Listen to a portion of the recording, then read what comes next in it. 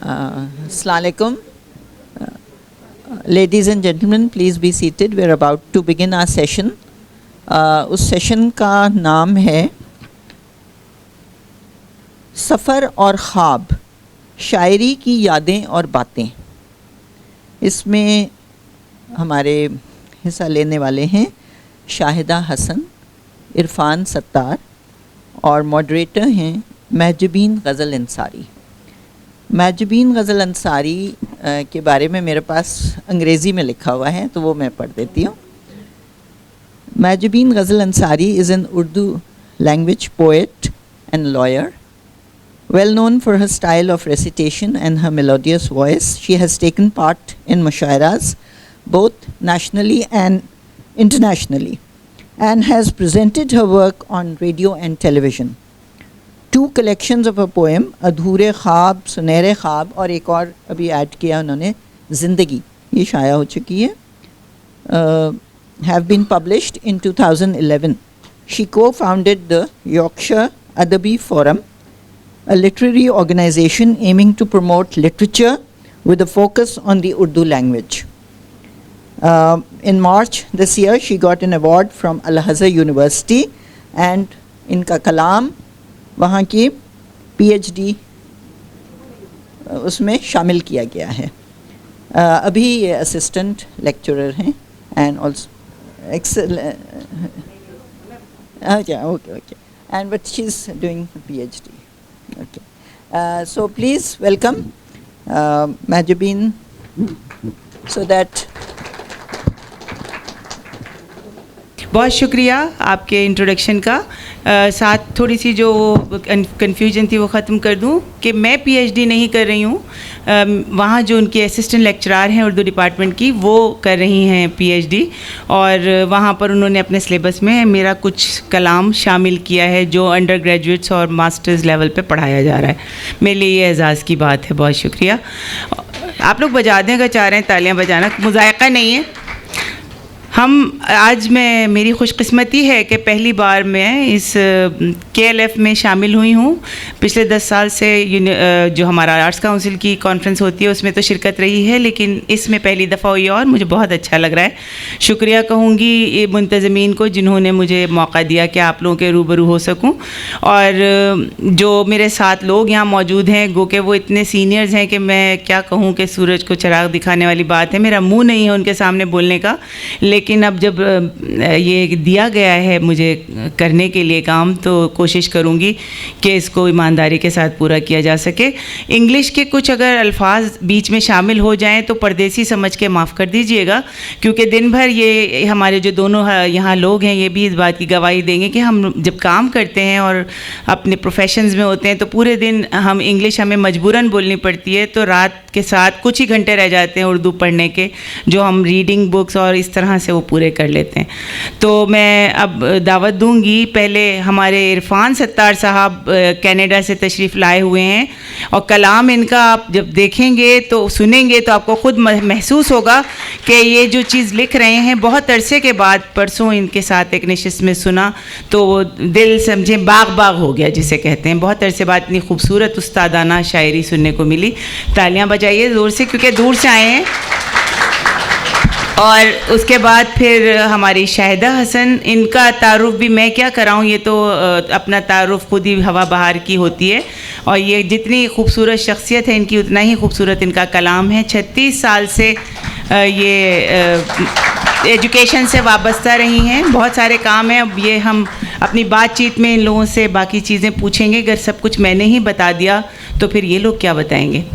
तो आज का जो टॉपिक मेरा ख़्याल में गुफ्तगू के हवाले से रखा गया, उसमें कुछ यादें, बातें, ख्वाब, सफ़र, ये तमाम चीज़ें थी. और मुझे लगता है कि मुझे भी शायद ये सेशन इसीलिए दिया गया कि मैं ख़ुद 25-26 साल से मुल्क छोड़कर मुल्क बदर हुई हूँ. और ये लोग भी यही कहेंगे कि हम मुल्क छोड़ के जाते तो हैं, लेकिन सिर्फ हमारी बॉडी जाती है, हमारा जिस्म जाता है, हमारी रूह यहीं भटकती रहती है, जो हमें बार बार खींच खींच के बुलाती है, और हम वापस मुल्क आते रहते हैं. बहुत शुक्रिया. तो हम इसको एक तरह से इनफॉर्मल ही रखेंगे कि गुफ्तगू हो सके बआसानी, और जो चीज़ ज़रा لطیف پیرائے میں بات کی جائے تو بات پہنچ بھی جاتی ہے اور لوگ بور بھی نہیں ہوتے، ورنہ تو بہت سارے جو مقالوں والے سیشنز ہوتے ہیں ان میں سن کر لوگ تھوڑا سا یہ ذرا خشکی ہو جاتی ہے. لیکن آج ہمارے ساتھ یہ دونوں ہیں تو ہم ان سے ان کے بارے میں بات کریں گے، پوچھیں گے. سب سے پہلے میں عرفان ستار صاحب آپ سے بات کرنا چاہوں گی. آپ کو یہاں سے ملک چھوڑ کے گئے ہوئے تقریباً 7-8 سال ہو گئے. جی 2010 میں گیا تھا میں یہاں سے. 2010 میں گئے تھے تو سمجھیے کہ 8واں سال چل رہا ہے. جی. تو یہاں سے جانے کی وجہ آپ کا وہی معاش کچھ ایسے چیزیں یہاں پہ ہوئی بھی تھیں کہ جس کی وجہ سے یہ فیصلہ کرنا پڑا. اب اس کی تفصیلات میں جانا ضروری نہیں، مگر جن حالات سے یہاں سب لوگ گزرتے ہیں ان حالات میں کچھ ایسا میرے ساتھ ہو گیا جو کہ کم لوگوں کے ساتھ ہوتا ہے، اور اس کی وجہ سے کافی اس طرح کی ایک صورتحال پیدا ہو گئی تھی کہ یہاں سے جانا بہتر تھا، خاص طور پہ بچوں کے لیے. تو وہی وجہ تھی. اور تو یعنی آپ اپنے اہل و عیال کے ساتھ ہی یہاں سے وہاں پہ ہجرت کر کے؟ بلکہ وہ پہلے چلے گئے تھے. اچھا. اور میں پھر اس کے بعد 2-3 سال یہاں رہا. وہ 2007 میں گئے تھے، میں پھر 2010 میں گیا. اور آپ کی 3 غالباً تصنیفات کتابیں ہیں شاعری کے حوالے سے جو منظر عام پہ آ چکی ہیں. 3 ٹیکنیکلی، لیکن اصل میں تو 2 ہی کتابیں ہیں. تکرار ساعت 2005 میں چھپی تھی، پھر 2016 میں ساعت امکان. لیکن ساعت امکان چونکہ دہلی سے چھپی تھی یہاں پہنچ نہیں سکی تھی. اچھا. اور تکرار ساعت آؤٹ آف پرنٹ تھی بہت عرصے سے. تو کچھ احباب نے مشورہ دیا کہ دونوں کتابوں کا انتخاب ایک تیسری کتاب کی صورت میں شائع کر دیا جائے. اچھا. تو وہ یہ عشق ہے جو تیسری کتاب ہے، وہ یوں سمجھیے کہ پہلی 2 کتابوں کا انتخاب ہے، تو اس کو تیسری کتاب ویسے کہا جا سکتا ہے، مگر کلام اس میں پہلی 2 کتابوں کا. میں بہت کم کہتا ہوں، پہلی کتاب سے دوسری کتاب کے درمیان 11 سال کا گیپ ہے. لمبا عرصہ ہے، بہت لمبا عرصہ. آئندہ بھی اب یہی 10-15 سال ہی لگیں گے. ہم آپ سے سنیں گے بھی، تھوڑا سا ذرا تعارف اچھی طرح سے ہو جائے تو پھر آپ کا کلام بھی سنیں گے. اور آپ کو تو دل چاہتا ہے کہ بات نہ کی جائے، آپ کا کلام ہی سنا جائے. بہت شکریہ. اور باقی یہ جو آج کی باتیں ہیں یہ اس حوالے سے میں بات کروں گی کہ یادیں، شاعری کی یادیں اور باتیں. آپ جب یہاں سے گئے تھے تو یہاں ماحول آپ کے حساب سے کیسا تھا؟ منظرنامہ کیا تھا ادبی؟ نہیں، میں بہت خوش نصیب اس لحاظ سے اپنے آپ کو سمجھتا ہوں کہ ایک تو میں نے شاعری کی ابتدا بہت دیر میں کی. یعنی جس وقت لوگوں کے 2-3 مجموعے آ چکے ہوتے ہیں اس وقت میں نے سنجیدگی سے یہ سوچا کہ میں شعر کہہ سکتا ہوں. اس وقت تک میں صرف پڑھتا تھا. تو لیکن جس وقت یہ سلسلہ شروع ہوا ابتدا میں ہی جان ایلیا صاحب کا ساتھ ہو گیا، ان کے ساتھ بہت وقت گزارا، تو ان کو میں اپنا استاد مانتا ہوں. اس کے علاوہ ہمارے ایک بہت عزیز دوست، بلکہ وہ اختر سعیدی سامنے بیٹھے ہیں تو زیادہ ان کی یاد آ رہی ہے، عزم بہزاد. تو ان کی نشست ہوا کرتی تھی یہاں، ہر سنیچر کو ہم سب احباب جمع ہوتے تھے. تو وہاں پہ لیاقت علی عاصم، خواجہ رضی حیدر، احسن سلیم مرحوم، نگار صاحبائی، رسا چغتائی اللہ مغفرت کرے، یہ تمام لوگ ہوتے تھے. پھر محب عارفی صاحب اس وقت حیات تھے، ان کی ایک بہت شاندار نشست ہوتی تھی جہاں پہ احمد حمدانی، رضی اختر شوق، یہ لوگ ہوتے تھے. تو مجھے یہ موقع ملا ان سب کے ساتھ وقت گزارنے کا، قریب سے دیکھنے کا، ان سے سیکھنے کا.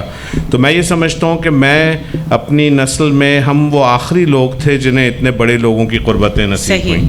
اب ظاہر ہے یہاں کا ماحول بھی بہت تبدیل ہو چکا ہے، تو میں سمجھتا ہوں کہ وہ وقت واقعی بہت خوبصورت وقت تھا جو ہم نے گزارا. صحیح کہتے ہیں، یہ واقعی میں آپ نے ٹھیک کہا کہ آپ لوگ بہت خوش قسمت تھے جو 1 دہائی پہلے، پچھلی دہائی میں یہاں پر ان لوگوں کے ساتھ تھے جو حیات تھے. کیونکہ میں بھی آپ ہی کی طرح 25 سال سے ملک سے باہر ہوں، اور ہم ترستے ہیں ایسے لوگوں کی ہمراہی کے لیے، ان کو سننے کے لیے کہ جن سے سن کر عرفان ستار جیسے لوگ بنتے ہیں.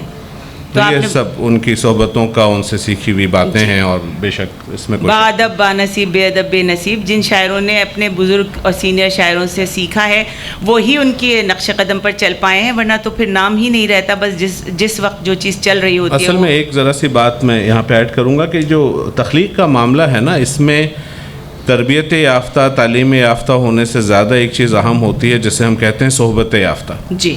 وہ جو آپ صحبتوں سے سیکھتے ہیں، ان کا رہن سہن، بول چال، باتوں کا طریقہ، تہذیب. اب جوان صاحب کے ساتھ ہم بیٹھتے تھے تو وہ تو ایک یونیورسٹی تھے کہ وہ گفتگو میں آپ کو اتنا کچھ سکھاتے تھے. تو جو شعری محاسن وہ تو آپ پڑھ کے بھی سیکھتے ہیں, بعض لوگ عروس کی طرف بھی چلے جاتے ہیں, مگر جو محسوسات کی ریفائنمنٹ اور ٹریننگ ہوتی ہے وہ ان لوگوں کی صحبتوں میں ہوتی ہے. تو وہ بہرحال اسامہ بیٹھے ہیں, انہوں نے رسا چختائی کے ساتھ وقت گزارا, اب اس کے بعد کن کو وہ صحبت ملے گی؟ تو وہ ظاہر ہے کہ وہ بڑے لوگ بہرحال ہمارے لیے نعمت کا درجہ رکھتے ہیں. صحیح کہتے ہیں. تو وہی ہے کہ آپ سے ہاتھ اگر ملایا جائے تو سمجھے ان لوگوں سے ہاتھ ملا لیا. جو نہیں, ہم تو خیر کچھ بھی نہیں, ان کے سامنے آپ نے ان بڑے کو لوگ تھے, سنا ہے, ان سے سیکھا ہے, ان کی باتیں ہم آگے پہنچانے کی کوشش کرتے ہیں. اگر لوگ ہمیں کہتے ہیں کہ جی آپ نے کہاں سے سیکھا, تو ہم یہی بتاتے ہیں کہ جو بزرگوں سے حاصل ہوا ہے وہ آپ تک پہنچاتے ہیں, ورنہ ہم نہیں. یہ آپ کی ایمانداری ہے کہ آپ اس بات کو دہراتے ہیں, بتاتے ہیں, اور یہی چیز آگے لے کے جاتی ہے. ہم آپ سے بھی باتوں کا سلسلہ جاری رکھیں گے. شاہدہ حسن صاحبہ سے پوچھتے ہیں کہ یہ میری تو ان سے خیر کافی عرصے سے جو ادبی حوالے سے ہی جان پہچان ہے, لیکن اب یہ بھی یہاں سے ملک سے کافی باہر رہنے لگی ہیں. جتنا میں یہاں آ کے رہتی ہوں اتنا یہ وہاں جا کر رہتی ہیں. عدل بدل ہو گیا ہے کہ جتنا عرصہ میں کراچی ہوتی ہوں مجھے لگتا ہے یہ اتنا عرصہ کینیڈا رہتی ہیں. بچوں کی وجہ سے آپ کا جانا ہوا شاید؟ ہاں بالکل. میں میری تو ساری بنت ہی اس شہر کی ہے, مطلب میرا بچپن اسی کی مٹی میں کھیل کر گزرا. پھر میری ساری جتنا بھی میرا پڑھنے لکھنے کا سلسلہ تھا محافل سے جہاں سے ہم نے سیکھا. اب یہ راجو بھائی سامنے بیٹھے ہوئے, میں کیا بتاؤں, میری شاعری کی بالکل ابتدائی غزلیں جب چھپی تھیں, سیپ میں چھپی تھیں, اکٹھا 10 غزلیں چھپی تھیں. تو علی جی نے اس زمانے میں اپنے کالم میں لکھا تھا کہ اگر یہ نئی شاعرہ کی یہ 10 غزلیں کوئی شعری مجموعے کی شکل میں آ جائیں تو یہ بہت سے مجموعوں پہ بھاری ہوں گی. تو میرے لیے یہ ایک جملہ ساری زندگی یہ روشنی دیتا رہا اور رہنمائی کرتا رہا, اور میں بہت ہی ممنون ہوں اس شہر کی جس نے میری پوری شخصیت کی تعمیر میں, میری سوچ کی تعمیر میں, علم سے جو ایک لگاؤ مجھ میں پیدا ہوا وقت کے ساتھ ساتھ, وہ سب اسی شہر کی دین ہے. اور میں ان خوش قسمتوں میں ہوں جن کے زمانے میں اس طرح کی کھینچ تان نہیں تھی, گروہ بندیاں نہیں تھیں.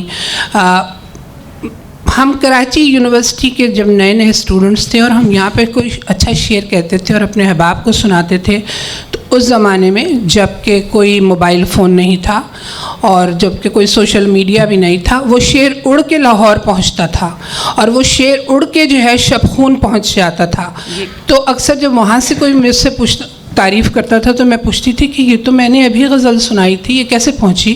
تو پتہ چلا کہ احباب جب آپس میں بات کرتے ہیں تو ایک دوسرے کا تعارف, کچھ اور بات نہیں کرتے, وہ اچھے شعر سناتے ہیں ایک دوسرے. یہ بہت اچھی بات. تو یہ ماحول تھا جس میں میں پلی بڑھی, اور میں نے یہاں پھر ظاہر کہ ایجوکیشن میں ہی میں جب یہ میرا سارا وقت گزرا, میں نے 36 سال گزارے. 36 سال میں نے ایجوکیشن ڈپارٹمنٹ سے ریٹائر ہونے کے بعد, دیکھیں میرے ذہن میں یہ ایک تصور تھا اپنے شہر کے لیے بھی, اپنے لوگوں کے لیے بھی, کہ اگر ہمارے بچے اچھا پڑھ لکھ لیں گے نا, کیونکہ میں خود ایجوکیشن میں تھی, میں دیکھ رہی تھی وہاں کیا ہو رہا ہے, تو میں چاہتی تھی کہ اگر اچھی طرح ہم سب اپنے بچوں کو پڑھا لکھا دیں تو پھر تو ہماری سب دلدر دور ہو جائیں گے.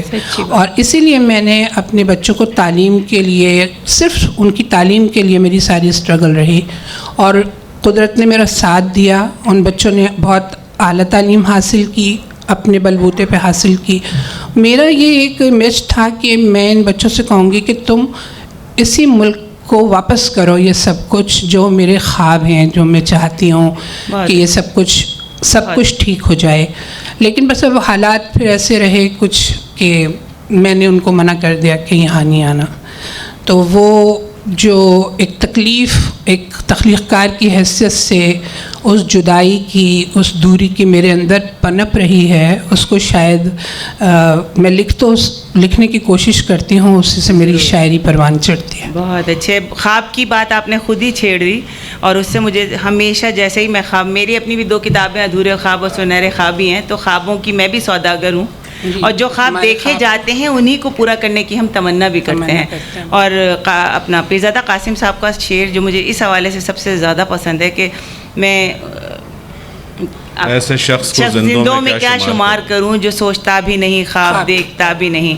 خواب دیکھنا بہت ضروری ہے, اور ہم زندہ قوم ہیں, پائندہ قوم ہیں. میں نے اس سال جو یہاں پر ماشاءاللہ نئی نسل کے جو لوگ یہاں پر دیکھیں, جوک در جوک چلے آ رہے ہیں باقاعدہ گروپس کی شکل میں, چھوٹے بڑے ہر عمر کے, یہ ہماری کامیابی ہے. اور انشاءاللہ وہ جو آپ کے دل میں ڈر ہے بچوں کو آپ واپس یہاں بلائیں گی، کیونکہ یہ ایسا ماحول ہو جائے گا اس قسم کی تقاریب کی وجہ سے کہ ہمارے بچے یہاں پر ذوق و شوق کے ساتھ آئیں گے اور یہیں کام کریں گے، کیونکہ ہم نے اپنے خون سے جو سینچے ہیں ان کو ہمارے ملک میں ہی کرنا چاہیے آ کر کام، بلکہ ان کی ہمیں اب ضرورت ہے. خواب کے حوالے سے بتائیے، آپ نے کیا ایسے خواب دیکھے تھے جو پورے ہوئے اور آپ اس پہ مطمئن ہیں؟ مجھ سے پوچھیں؟ جی آپ سے. ہاں بالکل.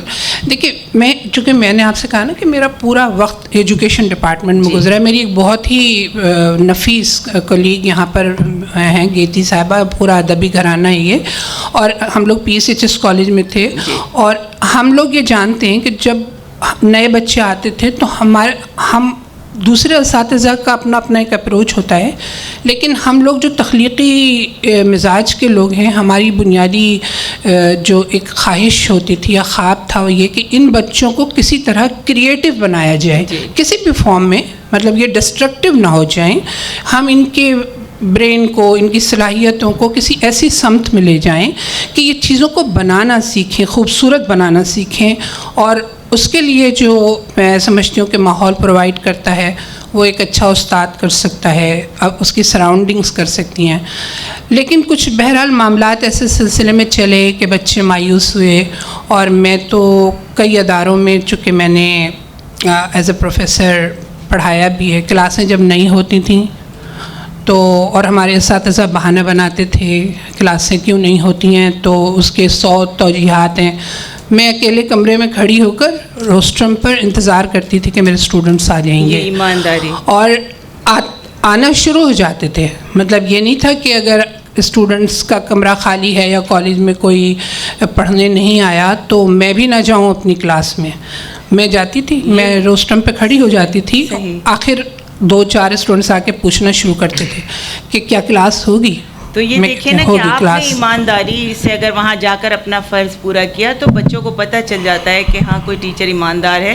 یہ اپنی تربیت بھی ہوتی ہے اور ہماری جو نسل اس وقت پڑھ رہی تھی ان کی بھی یہ تربیت تھی، ساتھ ساتھ دونوں تربیت ہوتی ہیں. تو یہ آپ کی ایمانداری تھی جس نے آپ کو عزت بخشی. عزت تو خیر اللہ نے بہت دی، لیکن میں ایک بات یہ کہہ رہی ہوں کہ جو میرا خواب آپ پوچھ رہی تھی، میرا خواب صرف یہ ہے کہ یہ معاشرہ زیادہ سے زیادہ، خالی تعلیم سے بھی کچھ نہیں ہوتا، وہ جو ایک تربیت کی جو صحبتیں ہمیں ملی تھیں وہ میں چاہتی تھی کہ وہ نصیب ہوں، کیونکہ اس سے ایک ریفائنمنٹ آتی ہے آپ کی شخصیت میں. بہت کچھ خراب بھی ہو رہا ہو چاروں طرف تو ایک متوازن آدمی اسے بیلنس کرتا ہے، اور اس میں اساتذہ کی رہنمائی کی حد سے زیادہ ضرورت ہوتی ہے. تو میں چاہتی تھی وہ اساتذہ جو مجھ کو نصیب ہوئے تھے اور ان کا جو مزاج تھا سب کو لے کر ساتھ چلنے کا اور گائیڈ کرنے کا، وہ نصیب ہو میرے اسٹوڈنٹس کو. لیکن سمہاؤ وہ نہیں ہو پا رہا تھا تو مجھ کو اس کی فرسٹریشن ہو رہی تھی. اللہ تعالیٰ آپ کے خواب ضرور پورے کرے گا، بلکہ ہم سب کے خواب انشاءاللہ پورے ہوں گے، اور تعلیم ہی ہے جو ہمیں اس سے نکال سکتی ہے. آپ کی طرف آتے ہیں عرفان صاحب. آپ کا ایک بلکہ شعر مجھے بڑا اچھا لگا کہ کس عجیب ساعت نایاب میں آیا ہوا ہوں، کس عجب ساعت نایاب میں آیا ہوا ہوں، تجھ سے ملنے میں تیرے خواب میں آیا ہوا ہوں. تو اس میں آپ کے خوابوں کی جھلک تو خیر نظر آ رہی ہے، لیکن اس کے علاوہ آپ یہ بتائیے کہ آپ کے خواب کیا تھے، اس میں سے کتنے پورے ہو سکے آپ جب سے ملک چھوڑ کے گئے ہیں وہ، اور آگے کیا خواب ہیں؟ دیکھیں یہ شعر جو آپ نے پڑھا اسی سے ظاہر ہوتا ہے کہ خواب تو دیکھے اس لیے جاتے ہیں کہ وہ پورے نہیں ہوتے. ہم پرسنل گولز کو، ٹارگٹس کو خوابوں کے ساتھ کنفیوز کرتے رہتے ہیں. تو یہ خواب دیکھنا کہ جی میں فلاں جگہ پہنچ جاؤں، میرے پاس اتنے پیسے ہوں، میری یہ پوزیشن ہو، میں 6 کتابیں لکھ لوں، یہ تو پرسنل ٹارگٹس ہیں، یہ تو ہو جاتے ہیں. آپ محنت کریں، حالات سازگار ہوتے ہیں، چیزیں بہتر ہو جاتی ہیں. خواب تو تخلیق کار دیکھتا ہے اس دنیا کے جس میں وہ زندہ رہنا چاہتا ہے، یا جو چاہتا ہے کہ آئندہ نسلیں جس میں پنپ سکیں. اور وہ دنیا وہ ہے جس کے ہم سب خواب دیکھتے ہیں، جہاں پہ برابری ہو، جہاں پہ سب کو ایک جیسے مواقع میسر ہوں، جہاں لوگوں کی بات سنی جاتی ہو، جہاں الگ سوچنے پہ کوئی پابندی نہ ہو، اس کے اظہار پہ بھی کوئی پابندی نہ ہو.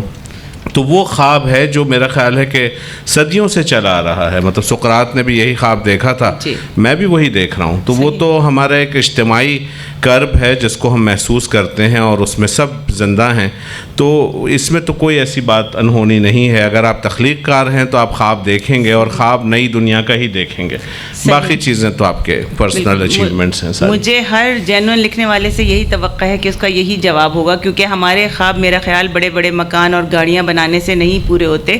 ایک خوبصورت معاشرے کو تشکیل کرنے کا خواب ہوتا ہے جو ہم دیکھ رہے ہوتے ہیں, اور اس کا میرا خیال میں جو ابتدا ہوتی ہے وہ ہماری اپنی ہی ذات سے بالکل ایسا ہی ہوتی ہے, اور اس کے بعد پھر وہ روشنی میں لوگ اس سے جیسی دنیا میں دیکھنا چاہتا ہوں اس میں میرا جو کردار ہونا چاہیے وہ میں اپنی ذات تک پورا کرنا شروع کروں گا تو پھر آگے کچھ ہوگا. اور ہمارے لیے ایک بہت سے مسائل کا ایک حل ہے کہ اگر ہم یہ سوچنا چھوڑ دیں کہ اس سے کیا فرق پڑے گا. صحیح, بالکل فرق پڑے گا. ہم میں سے ہر آدمی اگر صرف اتنا کر لے جو وہ کرنا چاہتا ہے اور کر سکتا ہے تو یہ معاشرہ تبدیل ہوگا, اور ہو رہا ہے. اب میں جب بھی آتا ہوں, جب میں یہاں سے گیا تھا اس وقت میں کچھ اور دیکھ کے گیا تھا, اور اب جب میں آتا ہوں, اور خاص طور پہ چونکہ میرا تعلق بزنس پروفیشن سے ہے اور بزنس ایڈمنسٹریشن سے ہے, تو راجو جمیل صاحب بیٹھے ہیں, اتنے سینئر کارپوریٹ ایگزیکٹو رہے ہیں. یہاں پہ ایک بہت بڑی مثبت تبدیلی آئی ہے کہ نوجوانوں میں ایک انٹرپرینورل اسپرٹ کریٹ ہوئی ہے جی, کہ وہ ڈگری لے کے نوکری کی تلاش میں دھکے کھانے کے بجائے چھوٹے چھوٹے بزنسز کر رہے ہیں. کوئی چائے کا ڈھابا لگا کے بیٹھا ہوا ہے, وہاں پراٹھے چائے بیچ رہا ہے, کوئی اوبر چلا رہا ہے, کریم چلا رہا ہے. بہت اچھی بات ہے کہ آپ کے پاس جو بھی صلاحیتیں ہیں, اگر ہماری سوسائٹی سے یہ مسئلہ ختم ہو جائے نا کہ میرے پاس فلاں گاڑی ہوگی تو میرے محلے والے کیا کہیں گے, اور میں اگر ٹیکسی چلاؤں گا تو میرا کیا ہوگا, تو ہمارے بہت سے مسائل تو ویسے ہی حل ہو جائیں گے. تو وہ مجھے ایک بہت مثبت تبدیلی نظر آ رہی ہے یہاں پہ, جو میں اگست میں آیا تھا تھوڑے سے دن کے لیے میں نے محسوس کی تھی, اب دوبارہ میں وہی دیکھ رہا ہوں. تو میرا خیال ہے کہ یہ فیسٹیولز وغیرہ تو ظاہر ہے ایک اوور آل کلچرل انوائرمنٹ کو امپروو کرتے ہیں, مگر جو شخصی سطح پہ میں دیکھ رہا ہوں کہ نوجوانوں کو اس ملک پر اعتبار ہے, اعتماد ہے, اور وہ سمجھتے ہیں کہ ہم یہاں پہ بہت کچھ اچیو کر سکتے ہیں. تو وہ جو ایک فرسٹریشن تھی وہ مجھے کم ہوتی نظر آ رہی ہے. تو اب میرے نزدیک مسئلہ صرف 2 یا 3 ہی ہیں. ایک تو آپ کا لا اینڈ آرڈر ہے, ایک آپ کا جسٹس سسٹم ہے, کہ آپ کو یہ اعتماد ہو جائے کہ اگر میرے لیے قانون ہے. مثلا کینیڈا میں سب سے بڑی ہمارے لیے بات یہ ہوتی ہے کہ ایک دفعہ نہیں کئی دفعہ آپ میک ڈونلڈ میں کافی کی لائن میں کھڑے ہوں گے تو اچانک وہ جو کاؤنٹر پہ لڑکی کھڑی ہے وہ کہے گی good morning mister prime minister, اور آپ مڑ کے دیکھیں گے تو جسٹن ٹروڈو کیو میں کھڑا ہوا ہے اپنی کافی کے انتظار میں.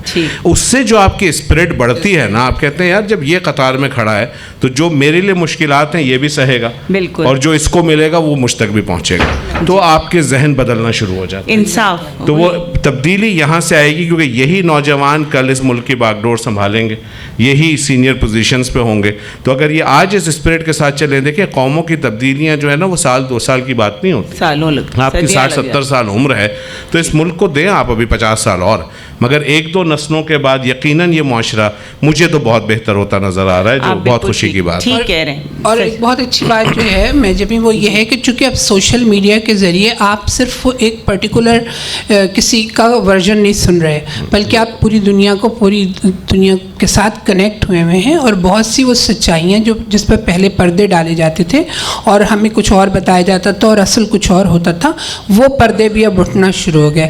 چونکہ ہماری نوجوان نسل میں یہ ذہانت اب ڈر آئی ہے تو وہ بھی حقائق اور چیزوں کی طرف اور ٹروتھس کی طرف اپنی مرضی سے بڑھ رہے ہیں, اور وہ اس سے اخذ کر لیتے ہیں اپنے نتائج کو. اور پھر تو میں نے بھی یہ محسوس کیا ہے کہ یہ جو ایک نیا زمانہ جو اس وقت بہت چیلنجنگ بھی ہے, اور جس میں سے ہم جیسے لوگ جو ٹولز کا اور اس پر اتنا بھروسہ نہیں کرتے, ہمارا اپنا ایک رویہ ہے زندگی کے ساتھ, تو ہم اس اسٹیج پہ پہنچ کے جب اپنی نئی نسل کو دیکھتے ہیں کہ وہ نئی چیزوں سے کنیکٹ ہو کر خود بھی بہت ساری چیزوں کی تحقیق کر کے اور پھر ان کو انالائز کرنے کی صلاحیت اس میں ہے. اب اس میں سے یہ ہے کہ چونکہ حقائق اب نظروں کے سامنے آ جاتے ہیں, اب آپ کے پاس چوائس ہے. If you will choose the right thing you will go to the right side. تو یہ ڈپینڈ کرتا ہے کہ آپ نے اپنی اپروچ کیا ڈیولپ کی. تو یہ چیزیں جو اب تبدیلی آ رہی ہے, اور پھر میں نے بہت سی شاعری پڑھی ہے, میں حیران ہوتی ہوں کہ ہمارے ہاں نئی نسل کی, بلکہ انٹیریئر میں بھی ہم لوگ اکثر بات کرتے ہیں وہاں پر کہ ہمارے اچانک کوئی ایسا شاعر جو پہلے جس سے ہم متعارف نہیں تھے لیکن وہ بہت انٹینسٹی اور بہت جینوئن ٹیلنٹ کے ساتھ آ رہا ہے. تو یہ بھی ایک بالکل پیرالل چلتا ہے کہ جس وقت سوسائٹی میں منفی قوتیں بہت کام کرنے لگتی ہیں تو جو لوگ بائی نیچر کریٹیو ہوتے ہیں وہ اپنی کریٹیوٹی پہ زیادہ فوکس ہو جاتے ہیں. تو اس سے بھی معاشرے کے اندر ایک توانائی اور قوت پیدا ہوتی ہے. مثبت رویے چیزیں بدلا کرتے ہیں. آپ نے بالکل ٹھیک کہا. جیسے سوشل میڈیا کے حوالے سے جو چیزیں پہلے چھپی رہتی تھیں وہ اب منکر نکیر سے پہلے وہ باقی لوگ کیچ کر لیتے ہیں اور وہ دکھا دیتے ہیں, اور وہ ایک دفعہ جب ڈل جائیں تو ان کو ہٹایا نہیں جا سکتا. تو لوگوں کو کم از کم یہ بھی تھوڑا سا ایک خوف رہنے لگا ہے کہ جو کیا جا رہا ہے پتہ نہیں کس کونے میں سے وہ ان کا ریکارڈ ہو چکا ہے. تو اس سے یہ کہ اگر ان چیزوں سے ظاہر ہے کہ اچھائی بھی آتی ہے تو بہت اچھی بات ہے. فنگر ٹپ پہ ہمارے دنیا آ چکی ہے. بالکل. اور آپ لوگ ایک ہی جگہ ہیں کینیڈا میں میرا خیال ہے آپ صاحب. تو وہاں جب آپ لوگ پہنچے تھے تو وہاں ادبی کیا منظرنامہ تھا؟ میں جب آپ پہلے بتائیے. آپ پہلے گئے تھے. بہت برا حال تھا جب میں پہنچا تھا 2010 میں. تو بہت ہی برا حال تھا. مطلب وہ لوگ جو کراچی میں جن کو ہم شاعر بھی نہیں مانتے تھے نہ اب مانتے ہیں وہ وہاں ادبی افق پہ چھائے ہوئے تھے. تو میں نے جا کے پہلی حرکت, کیونکہ میرے لیے مشاعرے وشاعرے کا بھی مسئلہ نہیں رہے, تو میں نے پہلی حرکت یہ کی کہ میں نے کہا اگر ان صاحب کو آپ نے صدارت کی کرسی پہ بٹھانا ہے تو میں اس محفل میں نہیں شریک ہوں گا. تو انہوں نے کہا جی اس میں کیا برائی ہے؟ میں نے کہا برائی صرف اتنی ہے کہ یہ شاعر نہیں ہے, تو اگر آپ مشاعرے کی صدارت ان سے کرائیں گے تو معاملہ خراب ہوگا. پھر میں نے یہ سوچنا شروع کیا کہ جو جینوئن لوگ ہیں وہ کہاں ہیں. کہ اشفاق حسین وہاں رہتے ہیں, پرائڈ آف پرفارمنس ہولڈر ہیں, بہت اچھے شاعر ہیں, کیوں مجھے کہیں نظر نہیں آتے. نسیم سید ہیں, بے انتہا خوبصورت نظم کی شاعرہ ہیں, وہ کیوں نہیں ملتی مجھے کہیں بھی. رشید ندیم بیٹھے ہوئے ہیں یہاں میرے ساتھ, بہت پسندیدہ شاعر میرے. رشید ندیم سے 2 سال تک ملاقات کا کوئی صورت نہیں ملتی تھی. تو معلوم ہوا کہ یہ لوگ گھر بیٹھے ہوئے ہیں, یہ آتے ہی نہیں ہیں, بیکاز وہ جو ایک معاشرہ بنا ہوا ہے اس میں ان لوگوں کے لیے جگہ نہیں ہے. کیونکہ یہ دیکھیں جو جینوئن تخلیق کار ہے نا, میرے لیے کمزور شاعر مسئلہ نہیں ہے, میرے لیے نان جینوئن مسئلہ ہے. کہ اگر آپ شاعر نہیں ہیں تو میں آپ کو شاعر ہونے کا احترام استحقاق میں نہیں دوں گا. آپ کو نہیں آتا, میں اپنے بزرگوں سے کہوں گا کہ اس لڑکے میں یا لڑکی میں بڑا ٹیلنٹ ہے, اس کو کچھ بتائیے. مجھے جو آتا ہوگا وہ میں بتاؤں گا. لیکن اگر میں نے یہ کمپرومائز شروع کر لیا کہ جی مجھے تو مشاعرے کی گدی مل رہی ہے نا, اب صدارت کوئی بھی کرے مجھے اس سے کیا فرق پڑتا ہے, تو معاشرہ نہیں سدھر سکتا. تو وہاں پہ پھر یہ ہوا, میں چونکہ کبھی بھی ایکٹیوسٹ نہیں رہا, یہاں میں جب تھا اختر سعیدی صاحب بیٹھے ہیں, انہوں نے مجھے شاید ہی کسی مشاعرے میں دیکھا ہو, میرا یہ مسئلہ ہی نہیں تھا. میں تو بزرگوں کے حجروں میں بیٹھ کے ان سے سیکھنے والا کام کرتا تھا صرف. تو پھر میں نے ایسے لوگوں کو ایکٹیویٹ کرنا شروع کیا. طاہر اسلم گورا لاہور سے وہاں گئے, ان کے پاس حلقہ ارباب ذوق کے رائٹس تھے. تو میں نے ان سے کہا جی آپ حلقہ ارباب ذوق کی تنقیدی نشست شروع کریں. انہوں نے کہا جی یہاں کون تنقید کریں جی. تو وہاں پہ افضال نوید بہت اچھے شاعر ہیں, افضال نوید سے کہا یار آپ اپنی غزل رکھیں ہم گفتگو کریں گے. وہ اچانک سے ایک فضا تبدیل ہونی شروع ہوئی وہاں پہ. آج ایک ایسی صورت بنی ہوئی ہے کہ وہ جو سارے افق پہ چھائے ہوئے نان جینوئن لوگ تھے وہ اب کہیں بھی نہیں نظر آئیں گے آپ کو. آپ کو شاہدہ حسن ملیں گے, نسیم سید, اشفاق حسین, رشید ندیم, عظمیٰ محمود, سیما نقوی, اچھا لکھنے والے, تازہ لکھنے والے. اور میں یہ بات یقین سے کہہ سکتا ہوں کہ ٹورانٹو اور مونٹریال میں جو مشاعرے ہوتے ہیں اس کی مثال آپ کو پاکستان انڈیا میں نہیں ملے گی. راجو صاحب تشریف لائے تھے جب عالیش جی کے لیے ایک شام منائی گئی تھی, اشفاق صاحب نے کی تھی, اس کے بعد ایک مشاعرہ بھی ہوا تھا. یہ گواہی دیں گے کہ وہاں پہ پہلے شاعر سے آپ کو یہ محسوس ہی نہیں ہوگا کہ کوئی ایک بھرتی کا شاعر ہے اس میں. تو وہ ایک بہت اچھی, اور پھر شاہدہ حسن وہاں جب سے آئی ہیں تو ہماری محفلوں کو بہت اعتبار مل گیا, ہم بڑا مان رکھتے ہیں ان پہ, ان سے جب درخواست کرتے ہیں تشریف لاتی ہیں. تو اب بہرحال بہت بہت مثبت فضا ہے. یعنی ہم نے تو آپ کو کھویا یہاں سے کچھ دنوں کے لیے, لیکن آپ نے وہاں جا کر ماشاءاللہ میلہ لگا دیا ادبی. اس پہ ہی ایک شعر یاد آ رہا ہے کہ کسی دیے کا بھی اپنا مکان نہیں ہوتا, جہاں رہے گا وہاں روشنی لٹائے گا. تو یہی ہم لوگوں کا میرے خیال میں ہے کرنا. اور آپ تھوڑی سی اس پر روشنی ڈالیں گی کہ آپ گئیں تو آپ کو کیا چیز بدلی ہوئی لگی. اس کے بعد پھر ہم آپ لوگوں سے فرمائش کریں گے کہ اپنی ایک غزل. تو ہم تیاری کر چکے تھے. جی مجھے معلوم ہے, مجھے دیکھیں میں کتنے صبر سے بیٹھی ہوں, شاعرہ ہوتے ہوئے بھی اپنا ایک شعر نہیں سنایا. نہیں دیکھیے, میرا جانا آنا جو ہے نا وہ ایک الگ ہی نوعیت کا رہا. میں نے آپ سے کہا کہ میں نے کبھی ہجرت کے بارے میں سوچا ہی نہیں تھا, میرے ذہن میں ایسا کوئی تصور ہی نہیں تھا کہ میں کبھی یہاں سے چلی جاؤں گی. لیکن پھر ایک اسٹیج آئی جب میرے بچے وہاں پڑھنے لگے اور پھر وہ ان کو نوکریاں بھی وہیں ملی اور وہ وہیں رہنے بھی لگے. تو میرے لیے جیسے ہی میں ریٹائر ہوئی تو میرے لیے زیادہ بہتر تھا، کیونکہ یہاں میری اپنی ایک تنہائی شروع ہو گئی کہ میں ان کے پاس جا کے کچھ خاص کافی عرصہ اب رہنے لگی ہوں. تو وہ وقت جو وہاں میں رہتی تھی پہلے بھی، اس میں 2-4 پروگرامس میں تو میں جو فورمز بنے ہوئے تھے انوائٹڈ تھی، لیکن وہی بات کہ لوگ صرف آتے تھے اور وہاں پر ایک ٹینڈنسی یہ تھی کہ جس طرح کی خواتین کی ایکٹیویٹیز ہوتی ہیں کہ سب لوگ ڈنر پہ آئے ہوئے ہیں اور اس کے ساتھ ایک پوسٹ ڈنر مشاعرہ ہو جائے گا، اور جو آڈینس ہوتے تھے ان کا بھی یہ حال ہوتا تھا کہ وہ ان میں سے کچھ ہی لوگ ہوتے تھے جن کو شاعری کا کوئی ذوق ہوتا ہوگا. اچھا، کچھ احباب کے بارے میں ذاتی طور پہ جانتی ہوں، لیکن میں ان کا نام نہیں لوں گی، کہ وہ جب یہاں سے جاتے تھے تو وہ اپنے بینرز وغیرہ بنوا کے لے جا کے آتے تھے، بینرز بنوا کے لے جاتے تھے، اپنے پیمفلٹ چھپوا کے لے جاتے تھے، اپنی ساری پبلسٹی مٹیریل ساتھ لے کے جاتے تھے، اور وہ وہاں کسی بھی بیسمنٹ میں وہ بینر لگا دیے جاتے تھے اور ان کے ساتھ جو ہے پروگرامس ہوتے تھے، اور پھر اس کی خوب پبلسٹی ہوتی تھی. تو ہم لوگوں کو یہ امپریشن ہوتا تھا کہ یہ ان لوگوں کے ساتھ بڑے بڑے جشن ہوتے ہیں، لیکن ایسا تھا نہیں ویسے، کیونکہ جو لوگ شعر سننے والے ہیں اگر ان کو شاعری کا ذوق ہی نہیں ہے، اگر ان کو مصرعے کا وہ آتا ہی نہیں ہے، اس کو گرپ میں لینا ہی نہیں آتا، تو پھر ان کو شعر سنانے کا کیا فائدہ.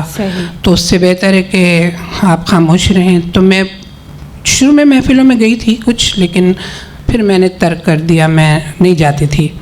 لیکن پھر اب عرفان وغیرہ وہاں تھے اور میں گئی، اور مگر میں اطلاع بھی نہیں دیتی تھی کہ میں یہاں آئی ہوں، کیونکہ میرا محفلوں کا مزاج ہی نہیں ہے غالباً. شروع سے میں کراچی میں بھی میں چنیدہ محفلوں میں جاتی ہوں، لیکن پھر ان لوگوں نے ڈھونڈ نکالا اور انہوں نے اصرار کیا اور پھر میں گئی تو مجھ کو بہت لطف آیا واقعی، اور بہت اچھا اور بہت عمدہ پروگرام جب ہوتے ہیں وہاں پہ، اور اب بڑی دل کو تقویت ہوتی ہے. ویسے بھی شاہدہ آپ کا لوگ آپ کو اسی لیے پسند کرتے ہیں کہ آپ جو لکھتی ہیں وہ آپ کے اپنی شخصیت میں بھی نظر آتا ہے، اور یہی لفظوں کی سچائی ہوتی ہے جو آپ کو اعتبار اور لوگوں کی میں کوشش کرتی ہوں. میں اصل میں صرف اپنی زندگی کے تجربے جو سچائی پہ مبنی ہوتے ہیں ان کو رقم کرتی ہوں، وہ شاعری کے طور پہ قبول کر لیے جاتے ہیں. یہ میری خوش قسمتی ہے. اچھا، میں اب آپ سے ریکویسٹ کروں گی عرفان صاحب کہ آپ اپنا کچھ کلام، کیونکہ ٹائم کم ہو رہا ہے، دکھایا جا رہا ہے مجھے، تو آپ پلیز، ہم محروم نہ رہ جائیں آپ لوگوں کے کچھ نمونے پیش کرتا ہوں. ایک غزل کے چند اشعار کے. تیرے لہجے میں تیرا جہل دروں بولتا ہے، تیرے لہجے میں تیرا جہل دروں بولتا ہے، بات کرنا نہیں آتی ہے تو کیوں بولتا ہے. تیرے لہجے میں تیرا جہل دروں بولتا ہے، بات کرنا نہیں آتی ہے تو کیوں بولتا ہے. سننے والوں پہ میرا حال عیاں ہو کیسے، سننے والوں پہ میرا حال عیاں ہو کیسے، عشق ہوتا ہے تو وحشت میں سکون بولتا ہے. سننے والوں پہ میرا حال عیاں ہو کیسے، عشق ہوتا ہے تو وحشت میں سکون بولتا ہے.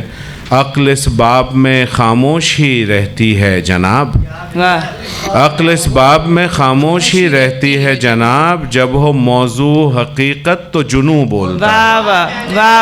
عقل اس باب میں خاموش ہی رہتی ہے جناب، جب ہو موضوع حقیقت تو جنوں بولتا ہے. گفتگو کیا ہو کہ جب گویا ہوں آنکھیں تیری، گفتگو کیا ہو کہ جب گویا ہوں آنکھیں تیری، چپ سی لگ جاتی ہے جب ان کا فسوں بولتا ہے.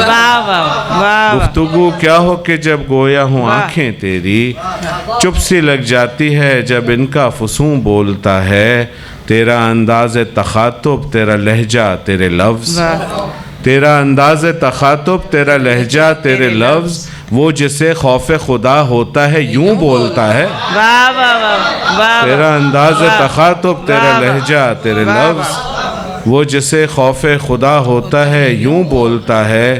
پھونک دی جاتی ہے اس طرح میرے شعر میں روح، پھونک دی جاتی ہے اس طرح میرے شعر میں روح، جیسے سانسوں میں کوئی کن فیکوں بولتا ہے. پھونک دی جاتی ہے اس طرح میرے شعر میں روح، جیسے سانسوں میں کوئی کن فیکوں بولتا ہے. کوئی عرفان کو سمجھائے یا آشفتہ مزاج، کوئی عرفان کو سمجھائے یا آشفتہ مزاج، جہاں کا خطرہ ہو تو پہلے سے فضوں بولتا ہے، واہ واہ واہ تیرے لہجے میں تیرا جہل دروں بولتا ہے، واہ بات کرنا نہیں آتی ہے تو کیوں بولتا ہے۔ واہ واہ، بہت اچھے، بہت شکریہ، بہت اچھے، بہت اچھے، بڑی بہت اچھے۔ آپ نے عرفان صاحب نظم میں بھی نہیں بہت کم کہیں ہیں، نظم بہت مشکل کام، زیادہ آپ کا میرے بس کا نہیں لگتا مجھے، کسی وقت ہوا تو اس کے لیے بڑا جم کے بیٹھنا پڑتا ہے، اس کو پھیلانا۔ غزل تو ہم چلتے پھرتے کہتے ہیں، اور میرا مزاج ایسا ہے کہ مجھے لگتا ہے کہ جو کچھ مجھے کہنا ہوتا ہے وہ 2 مصروں میں سمٹ جاتا ہے، تو اب اس کو مزید تفصیل میں جانے کی ضرورت نہیں محسوس ہوتی۔ نظم ایک مختلف اور مشکل کرافٹ ہے۔ جی، اور ابھی ہمارے پاس ٹائم ہے، ٹائم جی، آپ ایک غزل اور سنائیں پھر ہم جی اسامہ،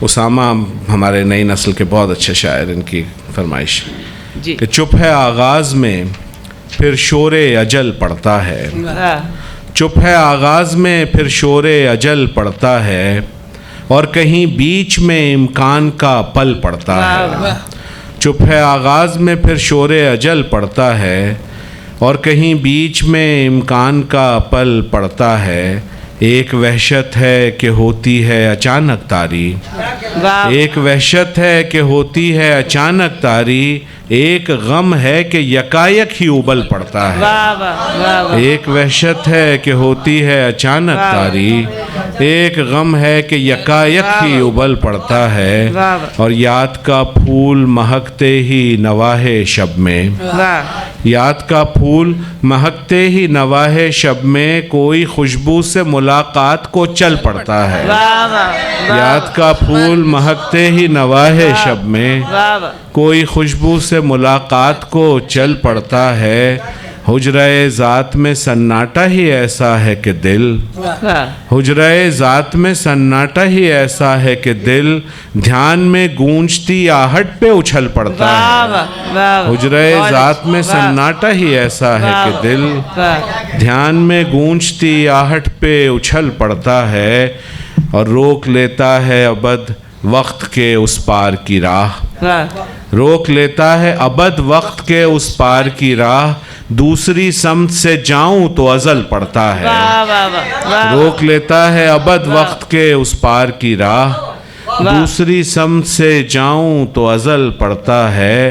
اور اختر بھائی شعر دیکھیے گا کہ تاب یک لحظہ کہاں حسن جنوں خیز کے پیش، تاب یک لحظہ کہاں حسن جنوں خیز کے پیش، سانس لینے سے توجہ میں خلل پڑتا ہے، تاب یک لحظہ کہاں حسن جنوں خیز کے پیش، سانس لینے سے توجہ میں خلل پڑتا ہے، تاب یک لحظہ کہاں حسن جنوں خیز کے پیش، سانس لینے سے توجہ میں خلل پڑتا ہے، مجھ میں پھیلی ہوئی تاریکی سے گھبرا کے کوئی، مجھ میں پھیلی ہوئی تاریکی سے گھبرا کے کوئی، روشنی دیکھ کے مجھ میں سے نکل پڑتا ہے، مجھ میں پھیلی ہوئی تاریکی سے گھبرا کے کوئی، روشنی دیکھ کے مجھ میں سے نکل پڑتا ہے۔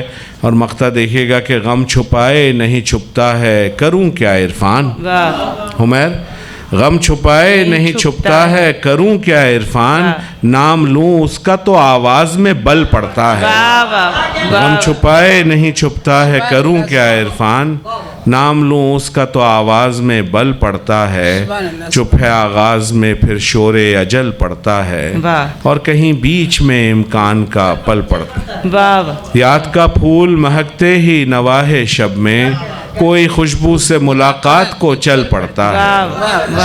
بہت بہت اچھے، بہت اچھے، بڑی نواز، بہت اچھے، بہت اچھے، بہت اچھے۔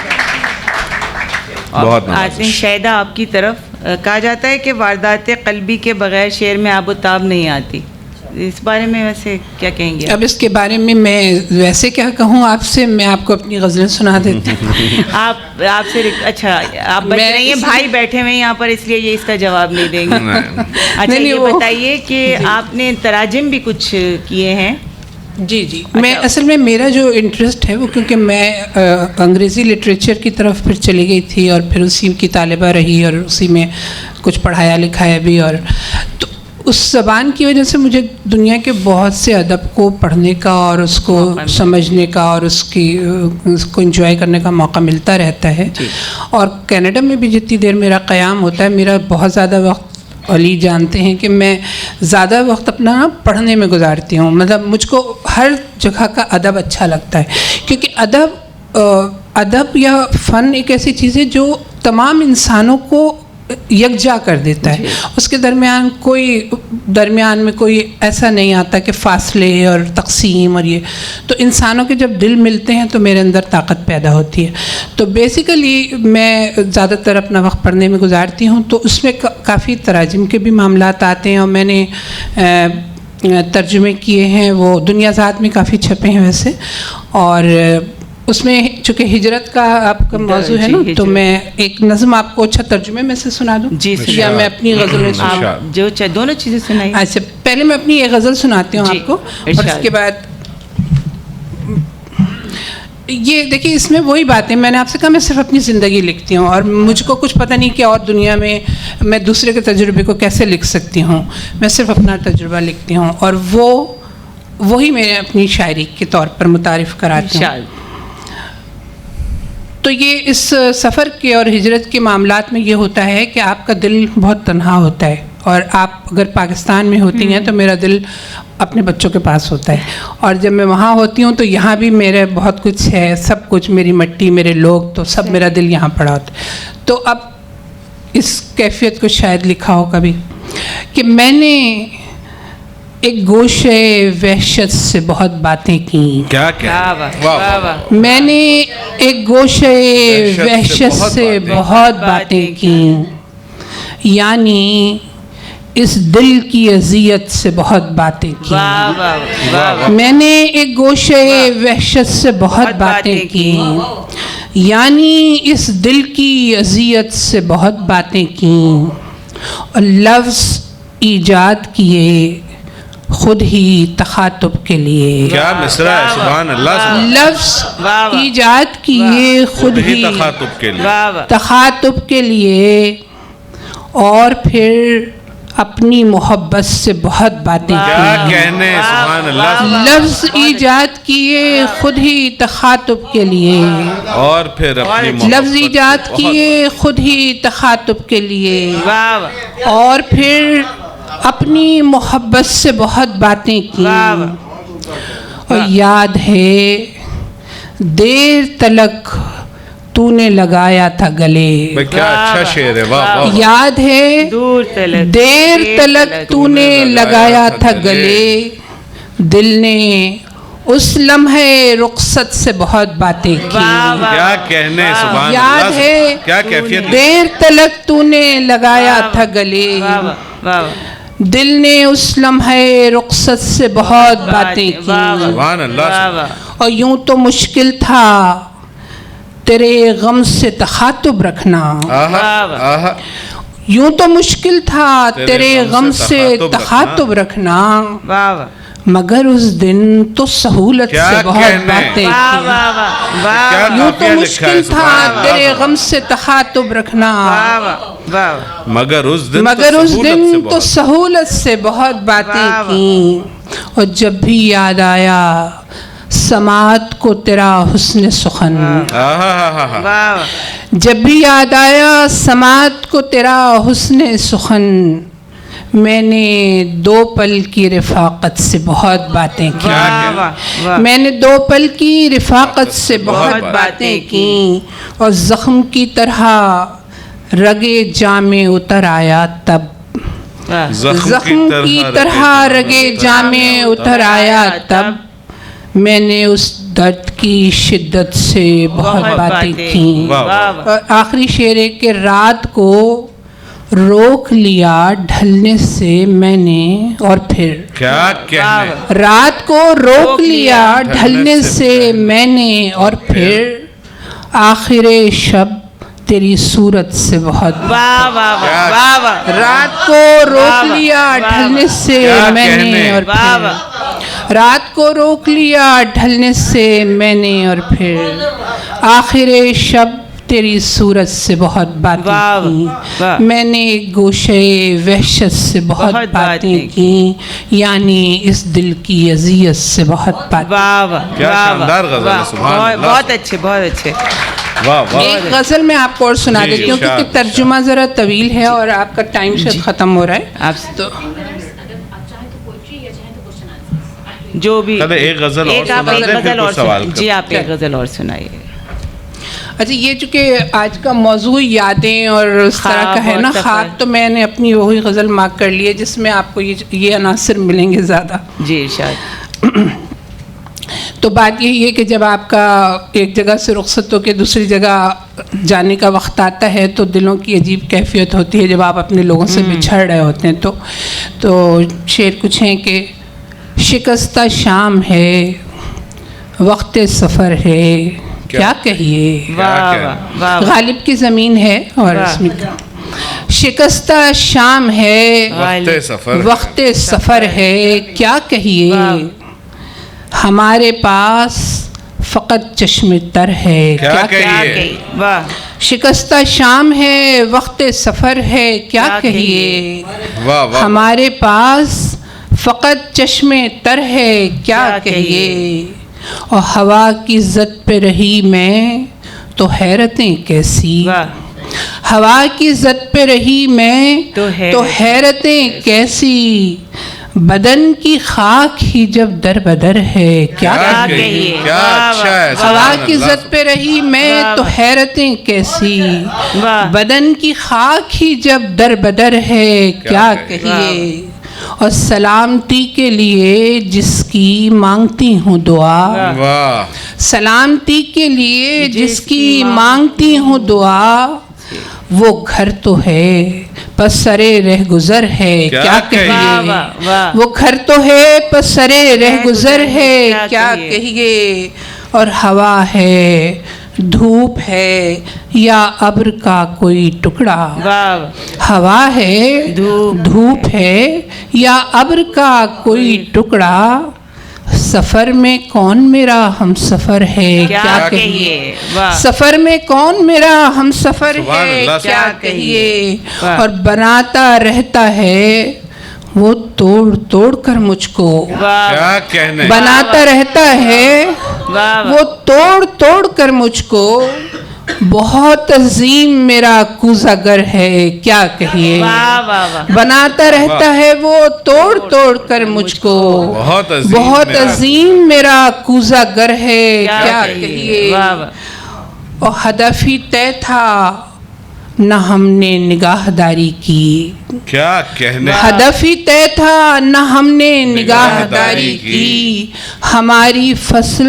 اگر بے ثمر ہے، کیا کیا کہیے، کہیے، واہ، کیا واہ، کہنے، واہ، ہماری واہ، فصل اگر بے ثمر ہے، کیا کیا کہیے، کہیے، اور کوئی بھی کام مکمل نہ ہو سکا مجھ سے، واہ، واہ، کوئی بھی کام مکمل نہ ہو سکا مجھ سے، یہ زیست یوں بھی بہت مختصر ہے، کیا کیا کہنے، کہیے، کیا یہ کہیے، زیست یوں بھی بہت واہ، واہ۔ مختصر ہے، کیا واہ، کہیے، اور آخری شعر ہے کہ کھلائے رکھتا ہے ہر دم خیال و خواب کے پھول، واہ واہ، کھلائے رکھتا ہے ہر دم خیال و خواب کے پھول، یہ دست گل ہے کہ دست ہنر ہے، کیا کہیے، کیا واہ کہنے، واہ، سبحان یہ واہ دست گل ہے کہ دست ہنر واہ۔ ہے، کیا کہیے، بہت اچھا۔ شکستہ شام ہے، وقت سفر ہے، کیا کہیے، کیا کہیے، ہمارے پاس فقط چشم تر ہے، کیا واہ واہ، کیا سبحان کہنے، اللہ، سبحان اللہ، سبحان اللہ، یہ ہجرت آپ نے صحیح کہا تھا کہ ہمیں تمام عناصر اس میں مل گئے، خواب بھی تھے، ملک کی سے ہجرت بھی تھی، اور ہجرت نے میرا خیال میں تھوڑا سا رنگ بدلا ہوگا آپ کی بھی شاعری کا، کیونکہ وہاں جا کر جو ہم دیکھتے ہیں وہ مجھے بڑی زور سے اپنے دو شعر آ رہے ہیں ہجرت کے حوالے سے، تو روکنا بڑا محال ہو رہا ہے، ضرور ضرور آپ وہ ہے کہ شاعر مجھے اصل میں 26 سال ہو گئے یہاں سے گئے ہوئے، تو اب جو لکھا وہ یہ لکھا کہ وطن چھوڑے زمانہ ہو گیا ہے، یہ دکھ بھی اب پرانا ہو گیا ہے، یہاں آئے تھے کچھ پیسے کمانے، یہی اب آشیانہ ہو گیا ہے، اور یہ مانو یا نہ مانو دل تمہارا ہمارا آستانہ ہو گیا ہے۔ پوری غزل نہیں سناؤں گی، فائدہ نہیں اٹھاؤں گی، آپ کی طرف اب میں آتی ہوں، آپ جی کوشچن آنسرس کے لیے جی اگر آپ میں سے کوئی سوال کرنا چاہتا ہے ان سے، شاہدہ حسن صاحبہ سے یا عرفان ستار صاحب سے، تو اس وقت آپ پوچھ سکتے ہیں کیونکہ یہ لوگ ہاتھ بڑی مشکل سے آتے ہیں. جی شاہدہ حسن صاحبہ نے ابھی یہ بات کہی کہ شاعری جو آپ کی ہے وہ تجربے سے نکلی ہوئی چیز ہے، اور آپ نے کہا کہ دوسرے کے تجربے کو نظم کیسے کیا جائے یہ شاید ممکن نہیں آپ کے لیے، آپ نے ایسا کہا. آپ سے بھی کرتا کہ اگر آپ اسی کوئی وضاحت کر سکیں، اور عرفان ستار صاحب سے بھی، کہ کیا پھر مشاہدہ اور تخیل اور وہ آفاقیت جو ہے وہ پھر کس پیرائی میں جائے گی اگر صرف ذاتی تجربے کی شاعری؟ یہ صرف آپ کی حد تک ہے یا آپ سمجھتی ہیں کہ شاعری میں ہی ممکن نہیں ہے؟ نہیں، میرا مطلب ہرگز یہ نہیں تھا کہ میں کسی دوسرے کے تجربے سے جڑ نہیں سکتی. وہ اس کی اپنی سچائی ہے، سچائی اپنی کلیت میں تو ہمیں ملے گی جب ہم، اسی لیے تو ہم ادب کو تو ہم ایک آفاقی وہ سمجھتے ہیں نا، مطلب وہ تو آپ کی آفاقیت کی ترجمانی ہوتی ہے. ہم اپنے انفرادی دکھ کے ذریعے معاشرے کا ایک اجتماعی شعور اس کو ہم بیان کرنا چاہتے ہیں، کیونکہ ہم اپنی سچائی کے آئینے سے دیکھ رہے ہوتے ہیں، لیکن وہ بھی سچ کا ایک رخ ہوتا ہے.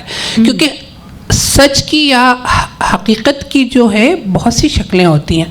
آپ کسی اور رخ کو لکھ سکتے ہیں، وہ کسی اور رخ کو لکھیں گے. تو ہم جب لکھ رہے ہوتے ہیں، ہم لکھتے تو انفرادی تجربے کو ہیں، لیکن وہ ایک بڑی کلیت کا ایک حصہ ہوتا ہے جس کو ہم ادا کر رہے ہوتے ہیں. اور پھر ہم اسی لیے تمام خالی شاعری نہیں بلکہ فن کے جتنے بھی تخلیقی اظہار کے جتنے بھی پیرائے ہیں ان سے ہمارے جڑ جانے کا یا ان سے اکتساب کی وجہ یہی ہے کہ وہ سب کے سب حقیقت کی کوئی نہ کوئی ترجمانی کر رہے ہوتے ہیں. مطلب وہ ایک پہلو ہوتا ہے، ایک پہلو ہوتا ہے، ایک جہت ہے جو میں بالکل اسے لکھ رہی ہوں. جیسے یہ گلدستہ رکھا ہے، آپ کو دوسرا نظر آئے گا، ہمیں دوسرا، ادھر والوں کو الگ الگ، تو ایک ملٹی ویژن ہو جاتا ہے. عرفان صاحب آپ جواب بہت جامع جواب شاہدہ حسن صاحبہ نے دیا ہے. میں صرف اس میں ایک ذرا سے اضافہ یوں کرنا چاہوں گا کہ تھوڑا سا خطرہ بھی اس سارے معاملے سے یوں رہتا ہے کہ ہمیں ایک ٹینڈنسی ہوتی ہے کہ کوئی واقعہ، کوئی چیز آبزرو کی، محسوس کی اور اس کو فوری طور پہ موضوع کر دیا. اس وجہ سے ہمیں اپنے اطراف میں صحافتی شاعری کے بڑے انبار نظر آتے ہیں کہ وہ بیانیہ شعر، جی یہ ہوا، آپ نے اس کو منظوم کر دیا. یہ شاعری نہیں ہے. پہلے تو ہمیں یہ طے کرنا ہوگا کہ شاعری تو کبھی بھی سامنے کی چیز کا لکھنا ہوتا ہی نہیں. رابرٹ فراسٹ کا جملہ ہے کہ poetry is what is last during translation. تو جب آپ شعر کی نثر کریں گے تو اس کے اندر اگر پوری چیز منتقل ہو گئی تو پھر وہ شاعری نہیں ہے، وہ تو آپ نے ایک موضوع کلام لوگوں کے سامنے رکھ دیا. شاعر کا کام یا تخلیق کار کا کام یہ ہے کہ وہ خود بھی محسوس کرتا ہے، اس کے اپنے تجربے ہوتے ہیں. جیسا شاہدہ حسن صاحبہ نے کہا کہ دوسروں کے تجربے بھی ہم شیئر کر رہے ہوتے ہیں، دوسروں کی چیزیں ہم پڑھتے ہیں، سنتے ہیں، سمجھتے ہیں، وہ سب ہمارے اندر کی بھٹی میں پکڑا ہوتا ہے. تو وہ آبزرویشن جب اس پروسیس سے گزر کے آتی ہے نا، مثلا میر کا شعر ہم دہرائیں کہ کیسا چمن کے ہم سے اسیروں کو منع ہے، چاکے قفس سے باغ کی دیوار دیکھنا. اب آپ مجھے بتائیے کہ آپ کون سے قفس میں رہتے ہیں، آپ نے کون سا باغ ہل پارک کے علاوہ دیکھا ہے، کون سی دیوار کی بات ہو رہی ہے، لیکن کیا آپ اس سے پوری طرح ریلیٹ نہیں کرتے کہ کراچی میں رہنے والا جس کے گھر کے آس پاس گولیاں چل رہی ہیں اس کی انٹرپریٹیشن مختلف ہوگی. کینیڈا میں تنہائی میں چاروں طرف برف پھیلی ہوئی ہے اور وہ آدمی اکیلا بیٹھا ہے، اس کی انٹرپریٹیشن مختلف ہے، مگر وہ شعر 250 سال سے ہر نسل کے ساتھ ریلیٹ کرتا چلا جا رہا ہے.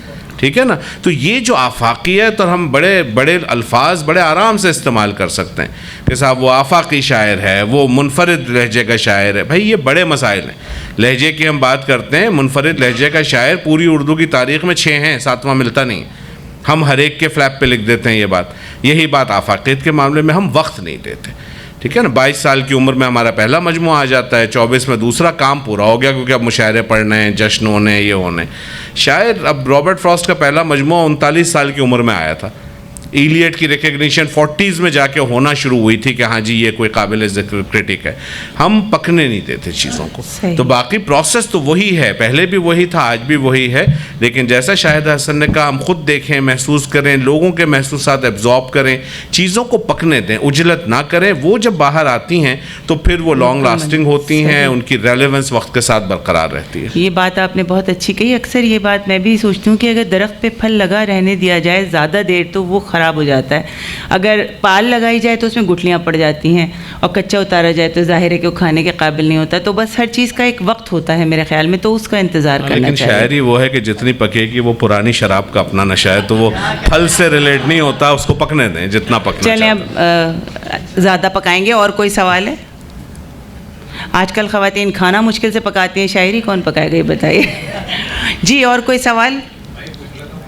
نہیں آپ کیوں, کوئی اور پوچھے نا. راجو بھائی کوئی سوال پوچھیں گے؟ تو حمیر کو پوچھتے ہیں, اگر دوسرا سوال پوچھنا ہے تو کوئی. جی جی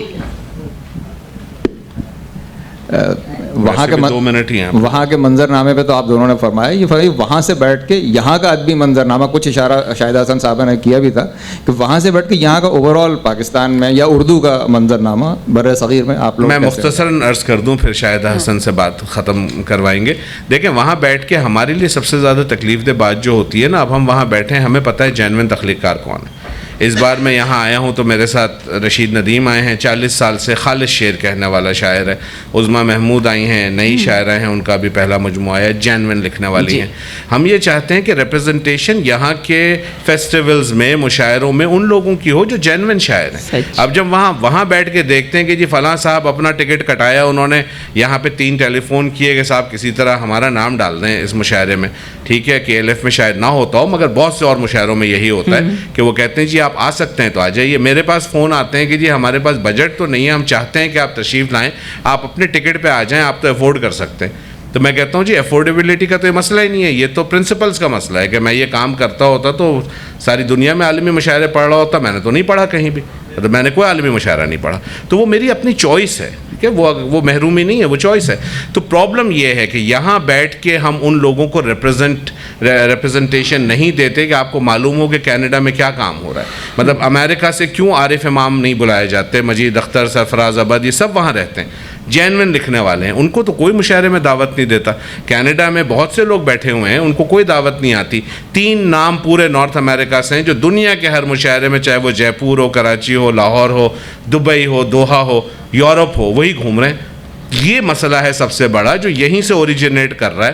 وہاں سے ہم کوشش, اب ہم تو نہیں لوگوں سے کہہ سکتے نا, میرا مزاج تو نہیں ہے کہ میں کسی سے کہوں کہ بھائی مجھے بلاؤ, یا رشید کا مزاج تو نہیں ہے کہ یہ جو لوگ یہاں بیٹھے ہیں ان کو یہ طے کرنا ہے کہ ہم نے اگر نارتھ امریکہ سے بلانا ہے تو کون ایسا ہے جس کا حق بنتا ہے, جو جینوین ہے. تو یہ مسئلہ بہت بڑا ہے یہاں پہ اس وقت. صحیح لفظوں کی شاید اس میں کچھ کہنا شاہدہ صاحب آپ. ہاں یہ بات تو صحیح ہے بالکل. جی اجازت ہے؟ جی جی السلام علیکم. جی آپ نے جو ابھی بات کہی ہے, میں آپ سے اس سے زیادہ اتفاق نہیں کر سکتا. میں 10 سال کی عمر سے مشاعرے دیکھتے آ رہا ہوں. جس زمانے میں آرٹس کونسل آف پاکستان میں مارکت العرا مشاعرے ریڈیو پاکستان کے, اور ڈھاکہ میں ڈھاکہ تک گیا ہوں اپنے والد کے ساتھ مشاعروں میں, انڈیا سے بھی شاعر آ رہے ہیں, سب کچھ آ رہے ہیں. تو ابو کے آخری دنوں میں میں ابو کے ساتھ بیٹھا کرتا تھا, امی چلی گئی تھیں ابو سے پہلے. ایک دن میں نے ابو سے سوال کیا کہ بیان آپ مجھے ایک بات کا جواب دیں کہ اس زمانے میں اتنا تابڑ توڑ قسم کے شاعر کہاں سے آ گئے تھے, کیسے آ گئے تھے, how did they emerge, how did they I mean how what was the, کہنے لگے بیکاز ہم جب سنتے تھے کہ یہ شعر اچھا کہہ رہا ہے, اور لوگ جو آرگنائزرز تھے تو وہ automatically without seeing anything وہ شامل ہو جاتے تھے اس میں. اس وقت بھی بہترین سے بہترین شعر کہا جا رہا ہے. پرابلم یہ ہے کہ I like you and I like you not. جی that is the thing which has been started past about 5-6 years, جس کی وجہ سے یہ مشاعرہ ہونا, مشاعرے کا کنسیپٹ پاکستان میں جو اس زمانے کے مشاعرے ہوتے تھے جو کمال کے ہوتے تھے اب بھی ہو سکتے ہیں, اب وہ ممکن نہیں ہے. صحیح, میرا اپنا یہ ذاتی خیال نہیں. وہ اب راجو بھائی ہو یہ گیا ہے کہ ادب جو ہے وہ مشاعرے سے شروع ہوتا ہے اور مشاعرے پہ ختم ہوتا ہے کچھ لوگوں کا. تو یہ بات بھی صحیح کہہ رہی ہو. اس کے علاوہ جو ہے وہ ادب میں کچھ نہیں ہوتا, صرف مشاعرہ رہ جاتا ہے. تو یہ مشاعرے جو ہوتے ہیں یہ وجہ ہے, اور کئی جو شعر ہوتے ہیں وہ گانے ہوتے ہیں. معاف کیجیے گا. جی بہت شکریہ راجو بھائی. اب ٹائم ختم ہو گیا ہے, آپ ایک جملہ کوئی ایک جملہ کیا بولوں, مگر میرا خیال ہے کہ چونکہ ہر چیز کمرشلائز ہو گئی ہے جی. تو یہ کمرشلائزیشن کا بھی ایک اسپیکٹ ہے کہ چونکہ مشاعرہ بھی جی اور بہت درست آپ نے تجزیہ کیا. مگر میں یہ سمجھتی ہوں کہ ہم جو بات کر رہے تھے وہ یہ تھا کہ معیار کی بہرحال معیار جب ہم شعر کی بات کرتے ہیں تخلیق کی بات کرتے ہیں تو ہمیں نظر رکھنی چاہیے کہ جینون لوگ کون ہیں, چاہے وہ یہاں ہوں یا وہاں ہوں. باقی جب کمرشلائزیشن ہو جاتی ہے تو پھر سب تو وہ بزنس بن جاتا ہے, وہ تو پھر الگ ہی معاملہ چلتا ہے. تو لیکن میں یہ آخری بات یہ کہوں گی کہ جو ہمارے نئے لڑکے لڑکیاں لکھ رہے ہیں اور وہ اتنا عمدہ لکھ رہے ہیں, کیونکہ بہت عرصے تک چونکہ ان کو غالباً اظہار کے پریشر میں رہے, پابندیاں رہیں کہ آپ لکھ نہیں سکتے, لیکن اب وہ کھل کے لکھ رہے ہیں اور بہت خوبصورت لکھ رہے ہیں.